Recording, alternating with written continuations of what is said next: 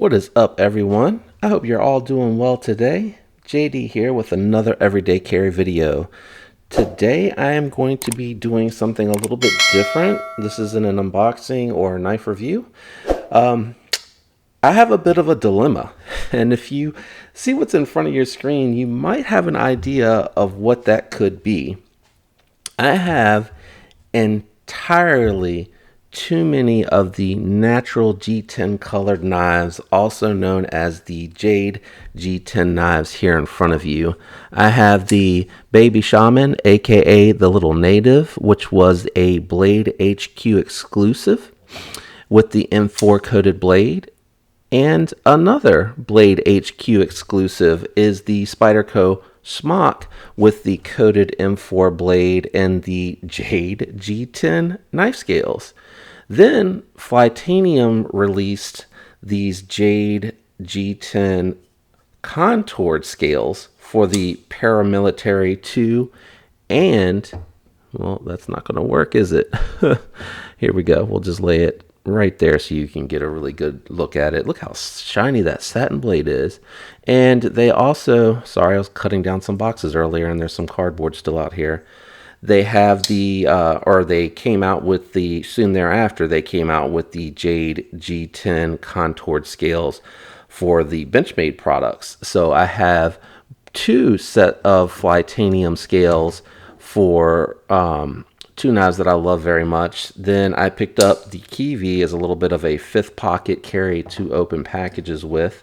That came with the Jade G10.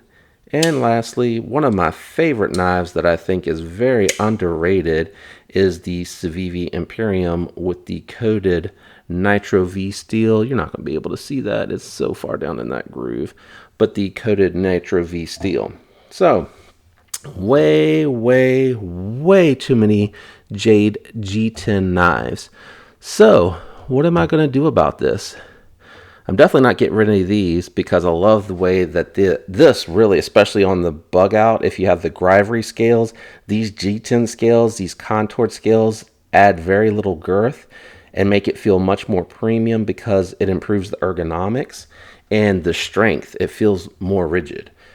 But I'm not probably going to do that anything with the Imperium. So what am I going to do?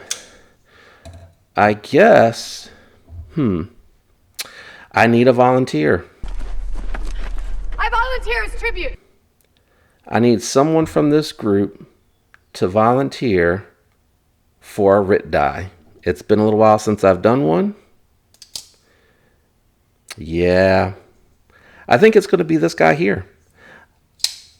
Let's go ahead and get into it. It needs a good cleaning and oiling anyway, so let's go ahead and get into a little bit of a RIT die video. All right, we're inside. What we need to do next is actually take the hardware off of the Bugout. So what you'll need is a really good set of torque bits. You're going to need the T8 and T6. T8 for the pivot, T6 for everything else on here. I'm just using a pretty basic tool, and I went and picked up the Weeha bits, which I find to be a little bit nicer and less prone to rounding, especially when you get down to the T6. And then for my bit vault, I have this here just in case any of the hardware here on the spacers doesn't come apart. So I have found this brand. I tested quite a few. This one here, really well made.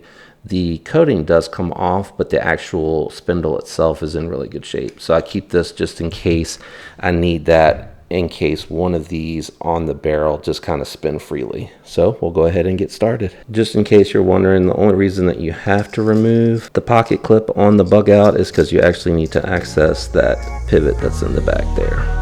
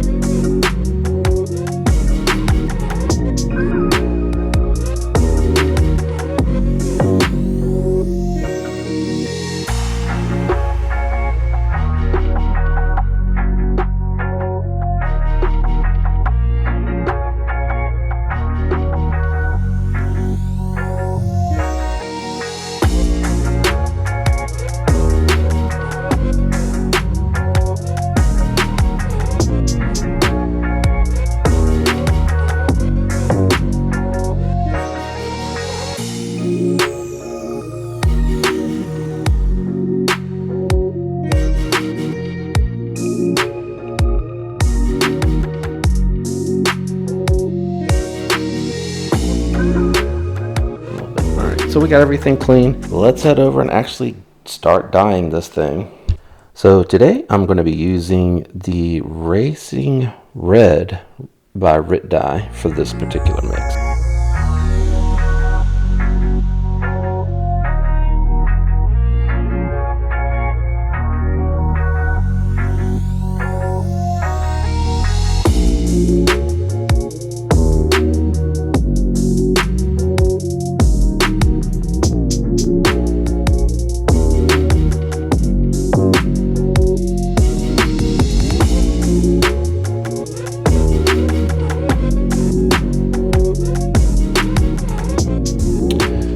Well, we're finished with the dye. Now it's time to put everything back together.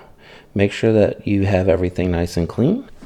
As you can see here, this came out a little bit darker than I was aiming for, but I'm actually kind of digging the maroon color. It reminds me of Virginia Tech.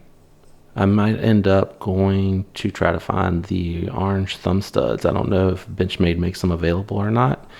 But let's get this together first before we make that decision, and then we'll go from there. Finally, got it to where there's no blade play. Pretty decent action, and the blade is definitely centered. Well, that is the end of the video. Hopefully you guys enjoyed that and had an idea of some of the colors that you can do. Again, micarta with like a 5, maybe 6-second dip versus 30 to 45 seconds with the all-natural jade D10. So you can kind of get your color palette there and have a good idea of perhaps how you would like to approach this. And also this will probably help you if you even want to do other colors. The longer you're going to leave it in there, the darker it's going to end up looking. You might see it looking translucent when you bring it out and it's still this color. Let it dry and let it finish absorbing the color, and you'll be fine. Hope you all have a great week. Thanks for tuning in. Peace.